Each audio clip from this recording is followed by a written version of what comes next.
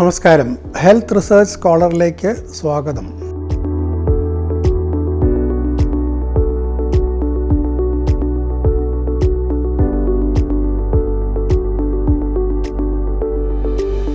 ഒരു രോഗമോ അപകടമോ വരാനുള്ള സാധ്യതയെ അല്ലെങ്കിൽ പ്രൊബാബിലിറ്റിയാണ് നമ്മൾ റിസ്ക് എന്ന് പറയുന്നത്. ആ റിസ്ക് തീർച്ചയായിട്ടും രോഗം വരും എന്നുള്ള അവസരത്തിൽ റിസ്ക് 1 എന്നും അല്ലെങ്കിൽ ഇത് ഒരു കാരണവശാലും വരില്ല എന്നുറപ്പുണ്ടെങ്കിൽ 0 എന്നും പറയും. പക്ഷേ സാധാരണ പല രോഗങ്ങളിലും ഈ റിസ്ക് 0നും 1നും ഇടയ്ക്കായിരിക്കും. അത് ഓരോരുത്തരുടെയും ജീവിതശൈലിയും അവരുടെ മറ്റ് സ്വഭാവങ്ങളും അനുസരിച്ച് വ്യത്യസ്തമായിരിക്കും. അവരുടെ സ്ഥിതി, അവരുടെ പ്രായം, സെക്സ് മുതലായവയെല്ലാം ആശ്രയിച്ച് വ്യത്യസ്തമായിരിക്കും. അതാണ് റിസ്കിനെ കുറിച്ചുള്ള ശരിയായ നമ്മുടെ ധാരണ.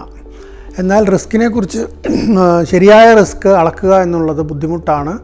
പ്രത്യേകിച്ച് ഒരു വ്യക്തിയിൽ എത്രത്തോളം അയാൾക്ക് അല്ലെങ്കിൽ അവർക്ക് റിസ്ക് ഉണ്ട് എന്ന് പറയാൻ നമുക്ക് ബുദ്ധിമുട്ടാണ്. എന്നാൽ ഒരു ഗ്രൂപ്പിൽ, ഒരു സമൂഹത്തിൽ എത്ര പേർക്ക് ഈ അപകടം ഉണ്ടാകാൻ അടുത്ത 1 വർഷത്തിലോ അടുത്ത 5 വർഷത്തിലോ സാധ്യതയുണ്ട് എന്ന് പഠനങ്ങളിൽ കൂടി മനസ്സിലാക്കാൻ നമുക്ക് സാധിക്കും. അതിനെയാണ് നമ്മൾ റിസ്ക്കായിട്ട് കണക്കാക്കുന്നത്.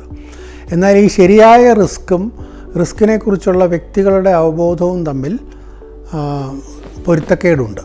അത് പല പ്രശ്നങ്ങൾക്കും വഴിവെക്കുന്നുണ്ട്. അതാണ് ഈ വീഡിയോയിലെ പ്രത്യേക സന്ദേശം. ഒരു ഉദാഹരണം പറഞ്ഞാൽ, നമ്മളാരും റോഡ് മുറിച്ച് കിടക്കുന്നതിനെക്കുറിച്ച് മിക്കവാറും 99% ആളുകൾക്കും യാതൊരു ഭയവും തോന്നാറില്ല.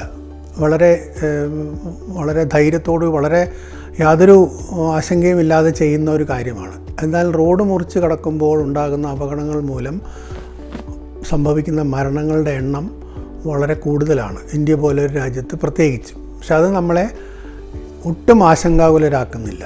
ആ റിസ്കിനെക്കുറിച്ച് നമ്മുടെ ബോധം വളരെ മോശമാണ്.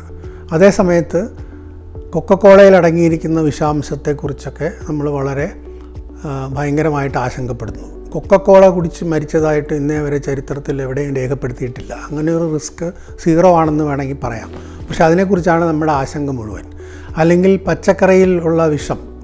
പല പഠനങ്ങളിലും നമ്മുടെ കൃഷി ഡിപ്പാർട്ട്മെൻറ്റ് തന്നെ ഇവിടെ വരുന്ന പച്ചക്കറികളുടെ സാമ്പിൾ എടുത്തിട്ട് അതിൽ വിഷാംശമുണ്ടോ എന്ന് പരിശോധിച്ചിട്ട് അവരുടെ കൺക്ലൂഷൻ, ഇവിടെ നമ്മൾ സാധാരണ ലഭിക്കുന്ന പച്ചക്കറികളിൽ തന്നെ വിഷാംശം വളരെ കുറവാണ്, അങ്ങനെ ഒരു പെസ്റ്റിസൈഡ് റെസിഡ്യൂ ഒന്നും ഇല്ല എന്നാണ് അവർ പറയുന്നത്. പക്ഷേ നമ്മുടെ മീഡിയ വായിച്ചാൽ തോന്നും ഇതാണ് നമ്മുടെ രോഗങ്ങളുടെ ഒരു പ്രധാന കാരണമെന്ന്.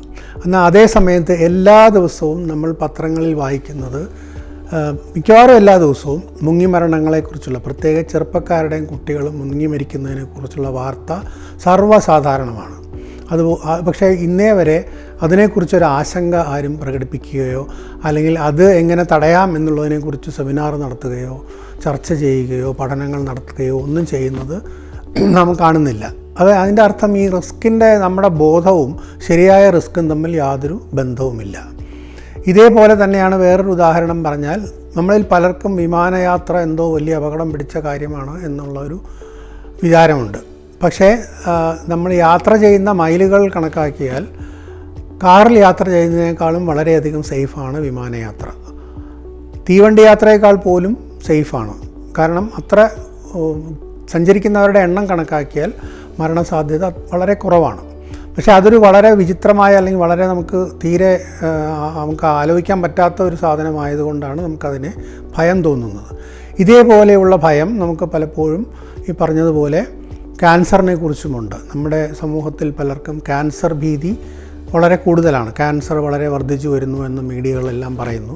പക്ഷേ യാഥാർത്ഥ്യം അതല്ല. നമ്മുടെ നാട്ടിൽ ക്യാൻസർ വർദ്ധിക്കുന്നുണ്ട് തീർച്ചയായിട്ടും. അതിന് കാരണം നമ്മുടെ സമൂഹത്തിൽ പ്രായം കൂടി വരുന്നു എന്നുള്ളതുകൊണ്ടാണ്. പ്രായം കൂടുമ്പോൾ സാധാരണമായും ക്യാൻസറിൻ്റെ പ്രാചുര്യം കൂടി വരും. അതിനപ്പുറമുള്ള ഒരു ക്യാൻസർ വർധനവൊന്നും കേരളത്തിൽ ഇതുവരെ കണക്കാക്കപ്പെട്ടിട്ടില്ല. പ്രത്യേകിച്ച് ചൈനയോ അങ്ങനെയുള്ള മറ്റ് പല സമൂഹങ്ങളെയോ അപേക്ഷിച്ച് നോക്കിയാൽ നമ്മുടെ ക്യാൻസർ നിരക്കുകൾ കുറവാണ്. പക്ഷേ നമ്മുടെ ധാരണ നേരെ മറിച്ചാണ്. നമുക്ക് എന്തോ വളരെ വിഷമയമായ ഒരു ലോകത്താണ് നമ്മൾ ജീവിക്കുന്നതെന്നും അതുകൊണ്ട് നമുക്ക് ക്യാൻസറിനുള്ള സാധ്യത വളരെ കൂടുതലാണെന്നും നമ്മൾ വിചാരിക്കുന്നു. ഇതാണ് ഞാൻ പറഞ്ഞത്, ഈ ശരിയായ റിസ്കിനെ കുറിച്ചുള്ള അവബോധവും തമ്മിൽ യാതൊരു പൊരുത്തവുമില്ല. ഇത് നമ്മൾ മനസ്സിലാക്കിയിരിക്കേണ്ട ഒരു കാര്യമാണ്.